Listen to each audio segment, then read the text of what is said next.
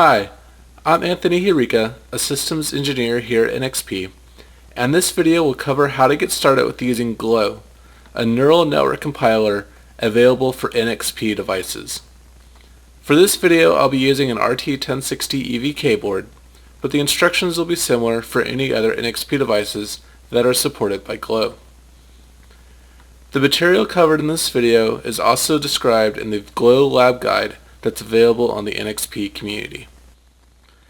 It's recommended, but not required, to have gone through the Getting Started video and guide for the particular board that you're using to become familiar with the NXP software and tools before continuing on with this GLOW video. So what is GLOW? GLOW is a compiler tool that turns a neural network model into a machine executable binary for a specific target device. Both the model and the inference engine are compiled into a single binary that this compiler tool creates.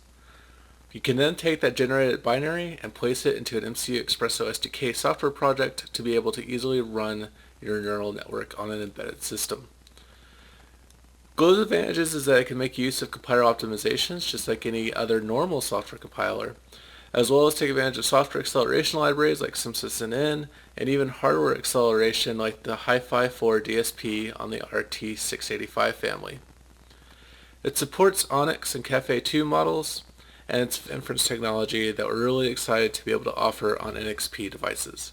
The first step for getting started with GLOW is to download the MCU Espresso SDK for your board at mcuexpresso.nxp.com. This SDK package will include GLOW example projects to run on your board. Start by clicking on Select Development Board, then search for your board name, in this case it would be the RT1060, and then click on Build MCU Espresso SDK. Then on the Sdk Builder screen, you'll want to make sure to select the eIQ middleware for the RT1060. So you can either select the checkbox or click on Select All, which will select all the middleware. For the RT685 family, it's going to be under a DSP category. So you can select that or just select all as well for the RT685. Then click on Download SDK. Agree to the license. Then download the zip file, making sure to note the download location. You'll also want to download the SDK documentation, so click on that link and make sure to save that zip file as well, as it'll include several useful eIQ documents. You'll then want to unzip the MCU Espresso SDK package. The next step is to download the GLOW Compiler Tools package, which you'll need in order to compile your own custom models. This package can be found on the Downloads tab on the eIQ GLOW website, and then click on the Download button. Make sure to note the download location. Once downloaded, run the installer. By default, it'll put the GLOW compiler tools into the C NXP GLOW directory and add that directory to the executable path. Note that at this time, the NXP GLOW tools package is only available for Windows PCs. Next, Python 3.7 needs to be installed. Currently, Python 3.8 is not supported by TensorFlow, and so is not recommended. You'll also want to make sure you download the 64-bit version of Python 3.7. You can find these older versions on the Python website.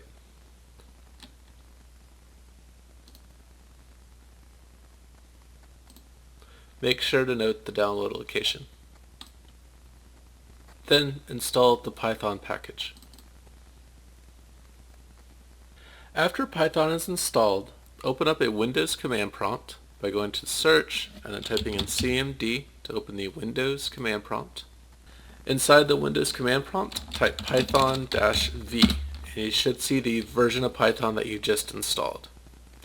On some systems, you may need to use Python 3 instead. Then update the Python installer tools and install several useful machine learning packages for Python that are all listed inside of the eIQ for GLOW lab document. You can see a list of those also on your screen now. Now with all the tools downloaded, let's learn how to take a model and quantize and compile it with the GLOW tools. For this video, we'll be using a model written in Caffe2 that does handwritten digit recognition. The first step is to download the LUNET MNIST model, which has already been created. Some example images of these handwritten digits will also need to be downloaded, and the links to both can be found inside of the lab document. On your hard drive, create a folder that has one folder named models and the other named images, and put the two model files inside the models folder and the images inside of the images folder. The fastest inference performance is achieved when quantizing a model, and Glue can quantize a model without losing much accuracy by creating a quantization profile. Because different parts of a neural network contain floating point values in different ranges, Glue uses a profile-guided quantization to estimate the possible numerical range for each stage of the network. The image classifier tool, included as part of the Glue package, generates a profile.yml file that can be used to optimize quantization when you're doing the compilation in the next step. Generating this profile requires a small subset of images to analyze, which are downloaded in the previous step. Note that this particular step is only required if quantization of the model is desired. You use the image classifier tool by typing in image classifier, and then you provide the images that we'll need to do the profiling on. The next argument is image mode, which is 0 to 1 for this particular model. Same for image layout, which is NCHW for this model, and image channel order is blue, green, red. So these are all model-specific arguments. Then you give the model argument, which takes in the directory that the Caffe2 models are located in. If you were using an ONNX model, then it would be the ONNX file. Then you provide the model input name for the input layer, which in this case is data for this model. Then you want to provide the quantization scheme, which we're going to use symmetric with power 2 scale with the quantization precision bias of int 8. And this is used because we're going to use synthesis NN libraries, which require these settings for the quantization. And then finally, the dump profile argument takes in the output file name that we'll give it. In this case, we'll use profile.yml. And all this will be on one continuous line. So hit enter, and you can see the profile.yml file that is generated. Further explanation for all these options can be found in the Glue User's Guide. The profile file created from the image classification tool will then be used to generate the compiled Glue executable by using the model compiler tool. You use the model compiler command and then give it the model directory. Since we're using Caffe2 model, if you're using ONNX, then you just give it the ONNX file. Then because we're using Caffe2, you need to add in the model input data. For ONNX files, this would already be included in the ONNX file format, but in this case we need to provide it so that the input layer is named data, and it takes in float, and it's a 28 by 28 image. The emit bundle argument is where you're going to output the compiled binary and header files that we're going to then use later in our project. This dump graph DAG, this will create a graphical representation of our model, and we'll cover that here in a little bit. The backend CPU and target equals ARM and MCU, MCPU, Cortex M7 are telling it to target the Cortex M7 core. You could also use the Cortex M33 core if you're using the RT685. The float ABI, we want to use the hardware floating point functionality inside the Cortex cores. And then the load profile is what tells the compiler to do the quantization. If this wasn't in the arguments, then it would not quantize the model as it compiles it. But in this case, we have that in here, and we point it to the profile file that was created in the last step. Then we want to specify the particular quantization we want to do. So in this case, we'll do symmetric with power 2 scale, and the precision bias is int 8. This is so that way it can use the synthesis NN libraries. So this is only available if quantizing the model and only in quantizing in these specific ways. Then finally, the network name is going to provide the API and is going to provide the name for the API and the defines that are going to be used in our project. Details on all these arguments that I just went over are in the Glue user guide for more details and information. So if we run this command, Then you'll see we now have the source folder with our compiled binary and header files, and then this .dot file.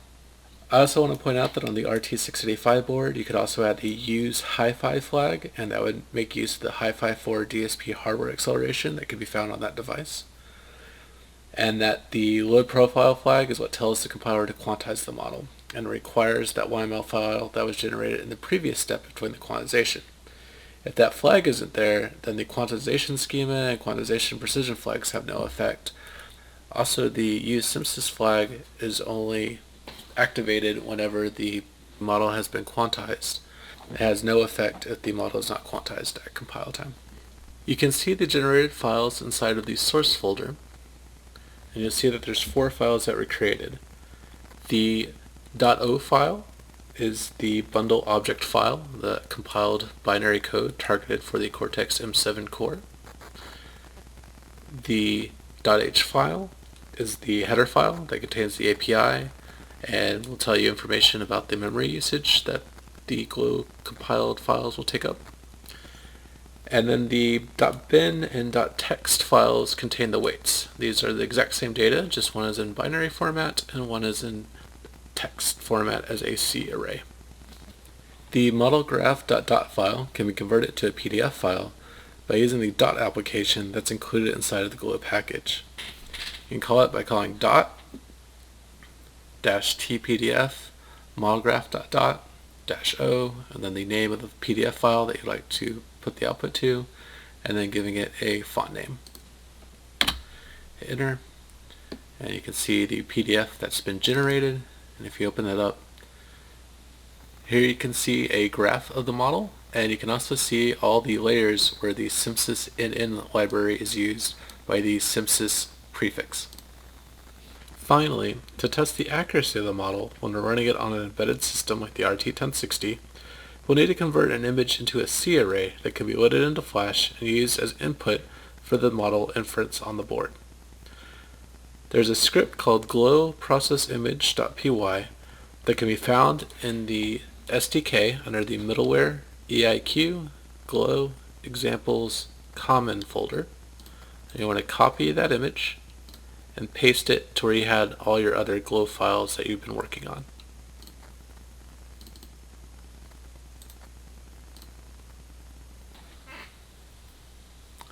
Then use the script to process one of the sample images that we can then use as input to our model. So you do Python, then the script name, then the path to the image, in which case we'll just use one of the images that we did the profiling on, but it could be any other handwritten digit in the 28 by 28 pixel size. Then the output path for our output file, so we'll call it input image test.include.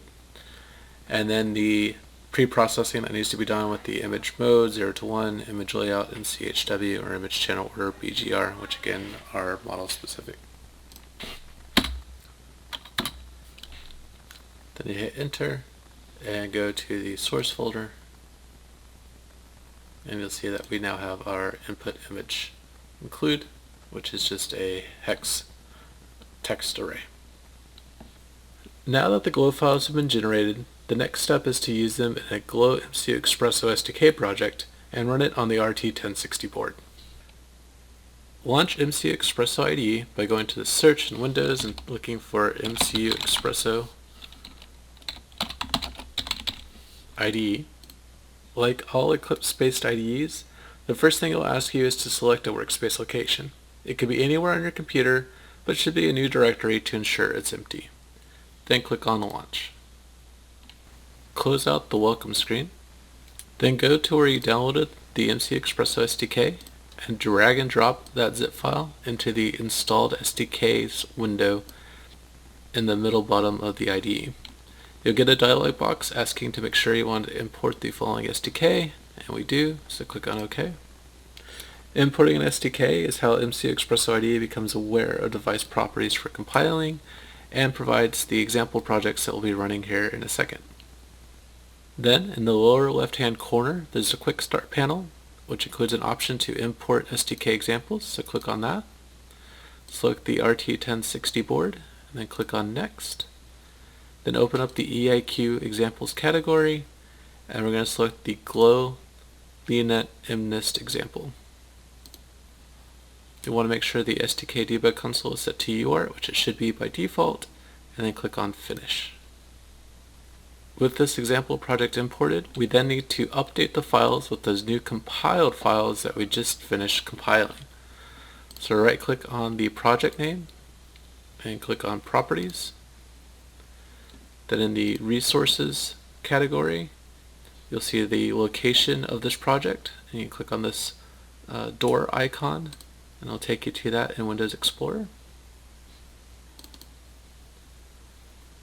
And if we go to the source folder, you'll see that we have the .o file and the weights file that were from the default project, and we want to update those with our new project. So go to where you did the compilation, go to source, and we're just going to copy all these files, put it into our project.